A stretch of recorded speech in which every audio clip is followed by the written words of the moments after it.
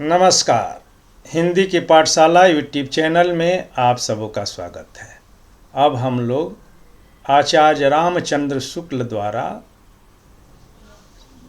संकलित और संपादित भ्रमर गीत सार का 20वां पद पढ़ेंगे और उसकी व्याख्या जानेंगे। पहले पाठ।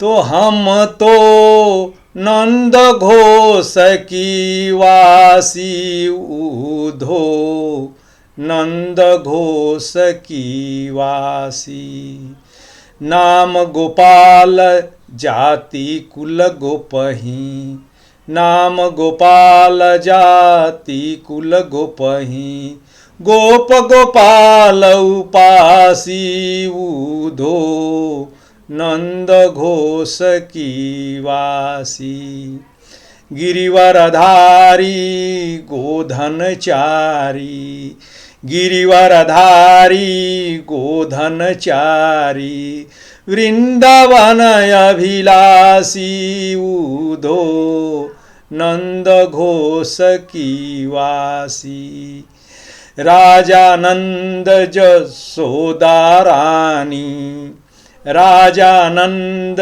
जसोदा रानी, जलधि नदी जमुनासी उधो जलधि नदी जमुनासी, प्राण हमारे परम मनोहर, प्राण हमारे परम मनोहर, कमल नयन सुखराशि उधो नंद घोष की वासी, सूरदास प्रभु कहूँ कहाँ लो, सूरदास प्रभु कहूँ कहाँ लो, अष्ट महासिद्धि दासी उधो नंद घोष की वासी, उधो नंद घोष की वासी।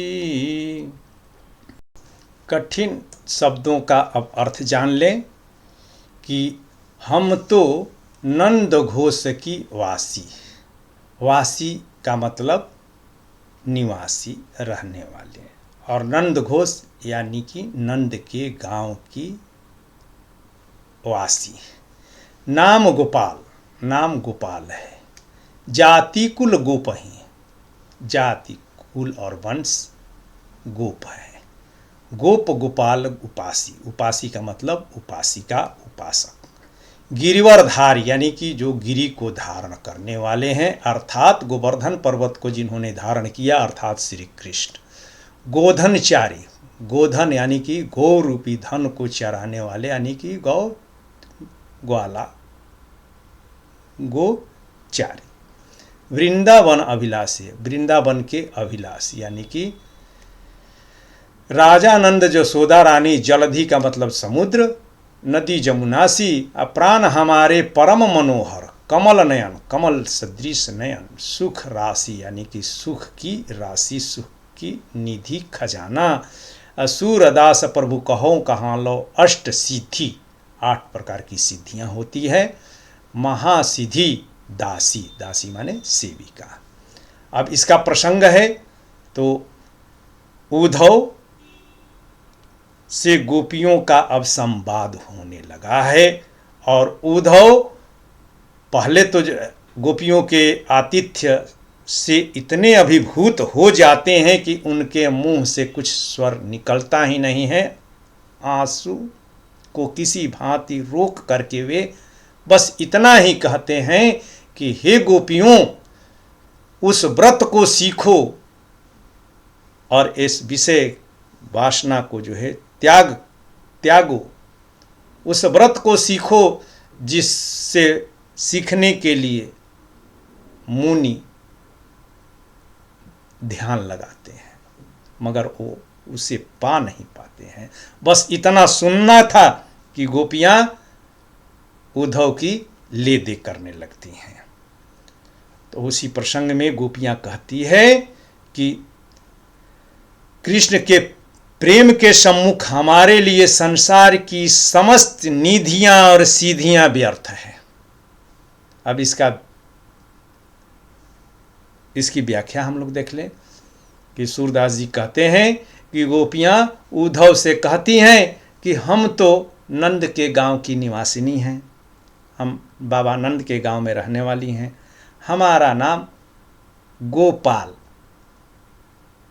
अर्थात गो पालने वाली है, हमारी जाति और कुल का खानदान का नाम भी गोप है, हम भी गोप हैं और गोप होने के कारण हम गोपाल अर्थात कृष्ण की उपासिका हैं। हम उस गोपाल को जानते हैं जिन्होंने गोवर्धन पर्वत को उठाया था, और हम उस गोपाल को जानते हैं जो गायों को चराने के लिए ग्वाल बालों के साथ जाते थे। तो हम गाय को चराने वाले ग्वाले गोपाल को जानते हैं और उनसे हम प्रेम करते हैं जो वृंदावन से अनुराग रखते हैं, वृंदावन से प्रेम करते हैं, वृंदावन से उनका लगाव है, और वे ही श्री कृष्ण हमारे इष्ट हैं और हमारे राजा नंद हैं और हमारी रानी मैया जसोदा है, तथा जमुना नदी ही हमारे लिए सागर के समान है और परम मनोहर संपूर्ण सुखों की राशि हमारे लिए श्री कृष्ण हैं। उन कमल के समान सुंदर नेत्रों वाले श्री कृष्ण ही हमारे प्राण हैं, हमें प्राणों से भी अधिक प्रिय हैं। सूरदास जी कहते हैं कि गोपियाँ कहती है कि हम तुमसे श्री कृष्ण के विषय में और अधिक क्या बताएं, क्या कहें, क्या वर्णन करें। हे उद्धव, कृष्ण के प्रेम से जो हमें सुख प्राप्त हुआ है, श्री कृष्ण के सानिध्य से जो सुख हम लोगों ने पाया है, उस सुख के समक्ष 8 प्रकार की महासिद्धियाँ कौन कौन है? तो अणिमा, महिमा, गरिमा, प्राप्ति, प्रकाम्य, ईशित्व तथा वशित्व नामक 8 महासिद्धियों और उससे प्राप्त निधियों का हमारे समक्ष मूल्य नगण्य है, हमारे लिए वे व्यर्थ हैं। और वे 8 महासिद्धियाँ तो हमारी दासी हैं। अब इसमें जो है विशेष तो कृष्ण गायों को पालते हैं, इसीलिए उनका नाम गोपाल है। और चूँकि ये गोपवंशी हैं तो गोपियों के साथ इनका निकट का संबंध भी है। और अगली विशेषता यह है कि गोपियाँ यहाँ पर निर्गुण ब्रह्म की उपासना को व्यर्थ करार देती हैं और यह कहकर कि जब कमल नयन श्री कृष्ण के प्रति प्रेम रखने मात्र से ही 8 महासिद्धियाँ हमारी दासी बन जाती है, तब हे उद्धव बताओ हम निर्गुण को क्यों और किस लिए अपनाएं। और अलंकार तो यह पूरी कविता अलंकारों से भरी पड़ी है। प्रत्येक पंक्ति में अलंकार है। दूसरी और तीसरी पंक्ति में जो है अनुप्रास देखिए, गोपाल गोपहि गोपहि गोपाल उपासी गिरिवरधारी गोधनचारी, ग की जो आवृत्ति है। और चौथी पंक्ति जो है जिसमें उपमा है, यानी कि जलधि नदी जमुना सी, बताया हूँ कि जब सी हो जैसी तो वह उपमा अलंकार होता है। और यहाँ पर कमल नयन, तो कमल नयन में रूपक अलंकार है। और सूरदास प्रभु कहो कहाँ लो अष्ट महासिद्धि दासी, यानी कि 8 महासिद्धियों को दासी बना देती हैं गोपियाँ, तो इसलिए इसमें अतिशयोक्ति अलंकार है।